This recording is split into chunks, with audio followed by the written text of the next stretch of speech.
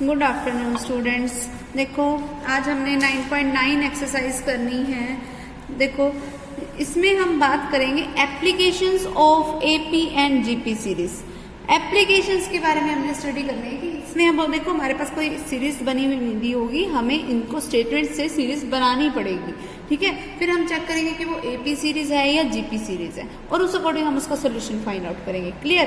तो देखो हम इसकी शुरुआत करते हैं और एक चीज ध्यान रखना भाई, ये 9.9 एक्सरसाइज जो है वो तुम्हारी लास्ट एक्सरसाइज है इस चैप्टर की। इससे अगली एक्सरसाइज जो है वो तुम्हारे सिलेबस से कट है, तो ये आज हमारे चैप्टर की लास्ट एक्सरसाइज है। Okay, so let's start. देखो हमारे पास जो इसमें फर्स्ट सम है क्या है, a man gets an employment of ₹1000 per month with an annual increment at ₹50 per month. Per month दे रखा है, एनुअल इंक्रीमेंट जरूर दे रखा है वर्ड, लेकिन साथ में ₹50 पर मंथ के हिसाब से उसका इंक्रीमेंट हो रहा है। What does he earn in 10 years?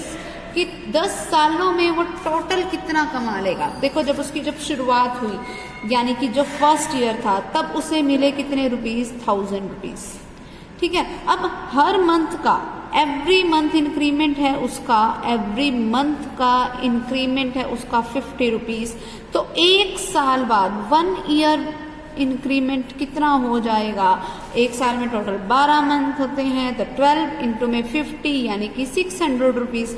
यानी कि हर साल उसका इंक्रीमेंट कितना होता जाएगा? 600 रुपीज का। यानी कि जब सेकेंड ईयर में उसको एनरोलमेंट मिली तब उसके पास देखो पहले कितने थे, पहले उसके पास कितने थे, अच्छा ये भी देखो एम्प्लॉयमेंट उसको मिल रहा है 1000 rupees per month, 1000 rupees per month के हिसाब से मिल रहे, यानी कि पहले साल उसको मिले टोटल कितने, फर्स्ट ईयर के जो उसको पैसे मिले हैं तो वो कितने हो जाएंगे, 12,000 रुपीज। अगर एक महीने के 1000 रुपए हैं तो 12 महीनों के कितने हो गए, 12,000। तो सेकेंड ईयर में उसका आफ्टर इंक्रीमेंट कितना हो जाएगा, 12,600। थर्ड ईयर में भी फिर 600 रुपये का इंक्रीमेंट लग गया तो वो कितने रुपीज मिलेंगे उसको, 600 और ऐड कर दो, 13,200 रुपीज। यानी कि देखो शुरुआत यहाँ से, ये मेरा A1 हो गया, सेकंड ईयर के रुपीज को A2 नाम दे दिया, थर्ड ईयर के रुपीज को A3 नाम दे दिया, और हर बार डिफरेंस किसका चल रहा है, 600 रुपीज का। यानी कि कॉमन डिफरेंस चल रहा है। तो ये मेरे पास क्या बन गई, एपी सीरीज, जिसमें A की वैल्यू है 12,000, D की वैल्यू है 600, और मुझे N देखो क्या बोला है, What does he earn in 10 years? 10 साल में वो कितना कमाएगा, मतलब n की वैल्यू क्या है 10 years, और टोटल कितना कमाएगा, मतलब मुझे SN निकालना है। SN का फॉर्मूला क्या होता है, n/2 into 2a plus n-1 into में d। ठीक है, तो अब n पता है, a पता है, d पता है, फॉर्मूले में वैल्यू पुट करनी है, मेरे पास क्या आ जाएगा, SN। क्लियर? सेकेंड सम देखो, A gentleman buys bank's cash certificate every year of value exceeding the last year purchase by ₹25। कि ना एक जेंटलमैन है वो बैंक का कैश सर्टिफिकेट हर साल खरीदता है और उसको ना वो जो परचेज करता है ना तो वो उसकी जो अमाउंट है वो पिछले साल से हमेशा 25 रुपये बढ़ी हुई होती है। इट मीन्स जो कॉमन डिफरेंस हमेशा जो चलता आ रहा है वो है 25 रुपीज का। ठीक है, after 20 years he finds that the total value of the certificate purchased by him was 7,250। यानी कि आफ्टर 20 ईयर जो उसने पैसे दिए ना वो थे 7,250। यानी कि A20 के टाइम पे 20वें साल उसने पैसे दिए हैं 7,250 रुपये। ठीक है, find the value of the certificate purchased by him in the first.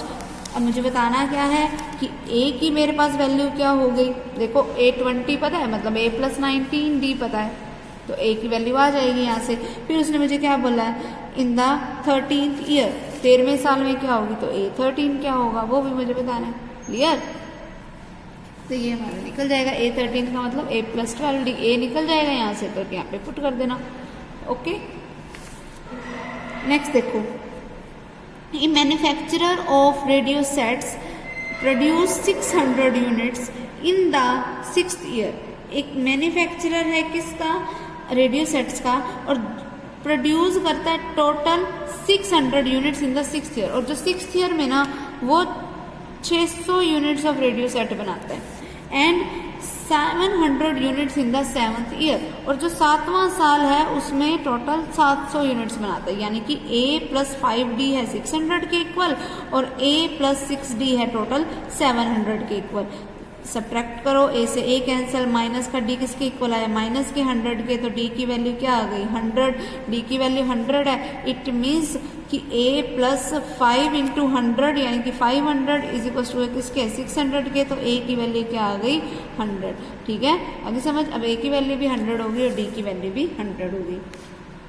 फिर आगे देखो क्या बोला है, फिर assuming that the production increases uniformly by fix number every year, मतलब हर बार जो प्रोडक्शन है वो सेम अमाउंट से इंक्रीज होती जा रही है, मतलब हर बार डिफरेंस क्या चलता रहा, कॉमन डिफरेंस चलता रहा। फिर क्या बोला, the production in the first 7 year, 7 सालों की फिर प्रोडक्शन क्या होगी, मतलब टोटल 7 सालों में उसने कितना बनाया, तो 7 निकालना है मुझे। तो फॉर्मूला क्या होता है n/2 into 2a plus n-1 into D. It means कि n की वैल्यू है 7, a की 100 निकाल चुके, d की 100 निकाल चुके, बस SN के फॉर्मूले में वैल्यू पुट कर दो। Clear.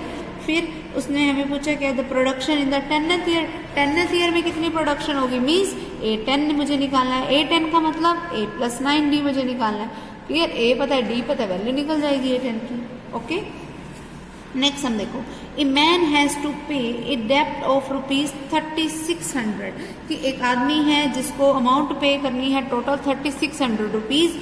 He agrees to pay it in 40 instalments in AP, और वो राजी हो जाता है इसको पे करने के लिए टोटल 40 इंस्टॉलमेंट्स में।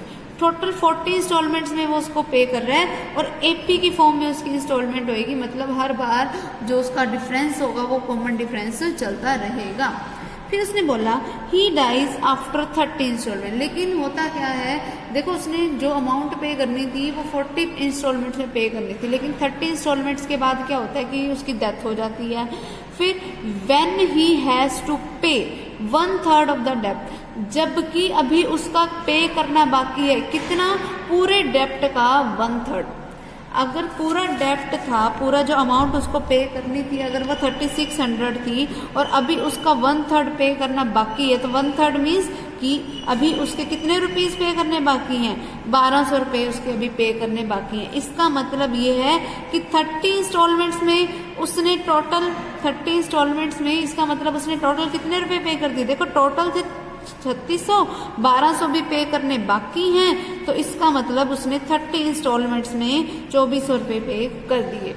ठीक है, और 40 इंस्टॉलमेंट में उसने कितने करने हैं, 3600। ओके, फिर आगे देखो क्या बोला है, find the value of first instalment and the common difference. अब मुझे A और D की वैल्यू बतानी है, तो बस फॉर्मूला देखो 30/2, n की वैल्यू क्या है 30, 30/2 इंटू में 2A प्लस 30 - 1 इंटू डी, यानी कि 29 इंटू में डी, वो इक्वल है 2400 के, और यहाँ से क्या आएगा 40/2 into 2A plus 39D equals to किसके आएगा 3600 के। ठीक है, अब इसको आपस में सोल्व कर दो। A और D में मेरे पास ये इक्वेशन है, एलिमिनेशन मेथड लगाओगे, वैल्यू किसकी आ जाएगी A और D की। A और D की वैल्यू आ जाएगी और वही मुझे निकालना था। क्लियर। नेक्स्ट देखो 5th, a man save ₹32 during the first year. First year में, यानी कि फर्स्ट ईयर में वो कितने रुपए बचाता है 32 रुपीज। फिर आगे क्या बोला है, and ₹36 in the second year, और सेकेंड ईयर में उसने रुपीज कितने बचाए 36 रुपीज।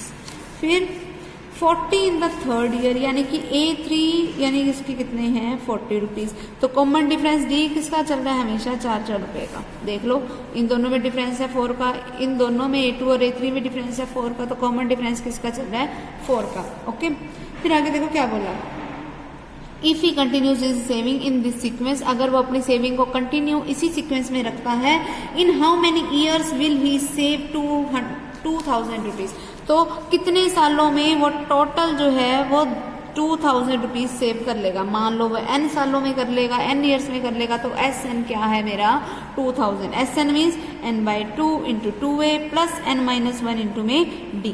ठीक है, अब n मुझे नहीं पता, n को तो एज इट इज रहने दो। 2 इंटू a की वैल्यू क्या है 32 प्लस n माइनस 1 इंटू में d की वैल्यू क्या है 4, और टोटल इसके इक्वल है 2000 के। अब सारा कुछ n में है तो मेरे पास वैल्यू किसकी आ जाएगी n की। देख लेना यहाँ पे जब इसको सोल्व करोगे ना तो n की वैल्यू ना 2 वैल्यूज आएंगी। जब इसको सोल्व करोगे ना n की 2 वैल्यूज आएगी। तो n क्या है, ईयर्स को शो कर रहा है, तो जो n की हमारे पास नेगेटिव वैल्यू होएगी ना उसको हम क्या कर देंगे निगलेक्ट, और जो पॉजिटिव वैल्यू होएगी वही इसका रिजल्ट होएगी, क्योंकि साल total number of years negative तो नहीं हो सकते। ओके, फिर अगला देखो next, the ages of students of a class form an AP, कि जो क्लास में जो स्टूडेंट्स की एजेस है ना वो एक एपी की फॉर्म में है। Whose common difference is 4 month, जिनका कॉमन डिफरेंस कितना है 4 मंथ का। इट मीन्स डी की वैल्यू 4 मंथ है। अगर मैं इसको ईयर की उसमें बोलूँ 4 मंथ मीन्स 4 बाय 12 मीन्स 1/3 ईयर।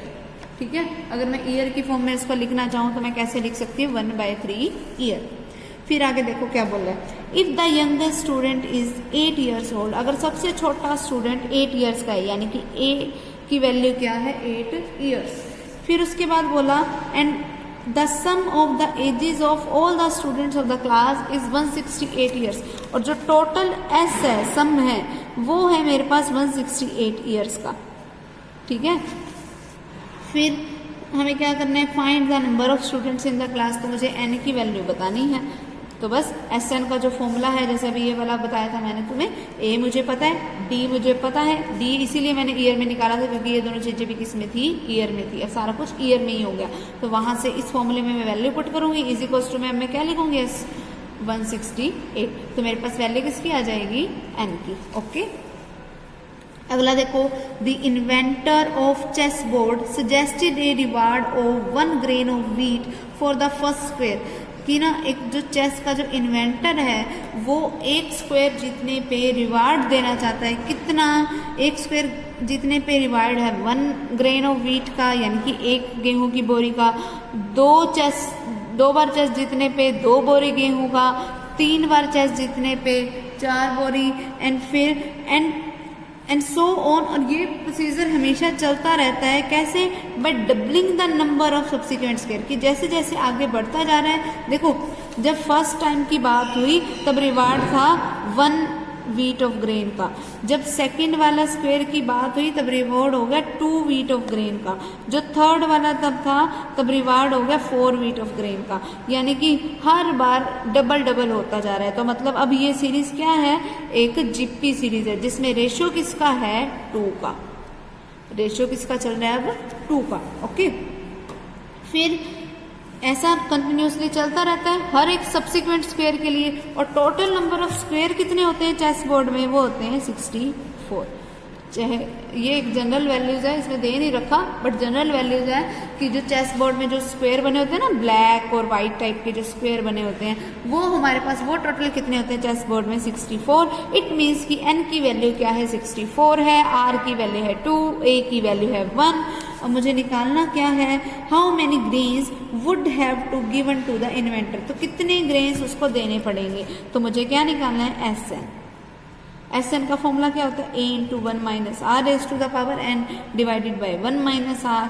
ठीक है, यानी कि 1 इंटू में 1 minus 2 raise to the power 64 divided by 1 minus 2, यानी कि Sn क्या हो गया 1 को एज छोड़ दो, 1 की किसी के साथ भी मल्टीप्लिकेशन वही टर्म आ जाएगी, यानी कि 1 minus 2 raise to the power 64 divided by में क्या आएगा माइनस का 1, ऊपर से माइनस कॉमन ले लो, ये क्या बन गया 2 raise to the power 64 minus 1, यानी कि इतना टोटल रिवॉर्ड उसको देना पड़ेगा।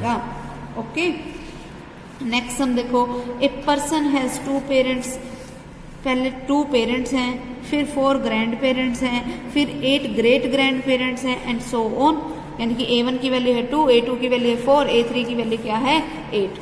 तो इट मीन्स कि ये क्या चल रही है, एक जीपी सीरीज जिसमें r की वैल्यू है 2, a की वैल्यू है 2, रेशियो देख लो 2 का ही है, 4 डिवाइड बाई 2 करोगे 2 आएगा, 8 बाई 4 करोगे 2 आएगा, r की वैल्यू इट मीन्स 2 है, a की वैल्यू भी क्या है 2। फिर find the number of his ancestors, n की वैल्यू बतानी टोटल नंबर ऑफ एंसेस्टर्स बताने हैं, मतलब उसके वंशज टोटल कितने हो गए ड्यूरिंग 10 जनरेशन प्रोसीडिंग इज आउन। टोटल 10 जनरेशन्स में, मतलब जब n की वैल्यू क्या है 10 है, तो तब मुझे क्या बताना है Sn बताना है। Sn का फॉर्मूला मुझे अब पता ही है, क्या a into r s to the power n-1 divided by r-1। अब a की वैल्यू पुट कर दो, r की वैल्यू पुट कर दो, n की वैल्यू पुट कर दो, उसको सोल्व करके जो रिजल्ट आएगा वो मेरे पास क्या हो जाएंगे, टोटल नंबर ऑफ एंसेस्टर्स कितने होंगे, टोटल नंबर ऑफ वंशज कितने होंगे उसके ड्यूरिंग, अगर इसी प्रोसीजर से हम आगे बढ़ते जाएं। ठीक है, तो ये एक्सरसाइज हमारी कंप्लीट हो जाएगी। इसको सोल्व कर लेना, हमारी एक्सरसाइज कंप्लीट हो गई ये वाली। और इसी एक्सरसाइज के कंप्लीट होने के साथ साथ हमारा ये जो चैप्टर है वो भी क्या हो गया, कंप्लीट। ठीक है, तो अब हम next time next chapter start करेंगे इसका।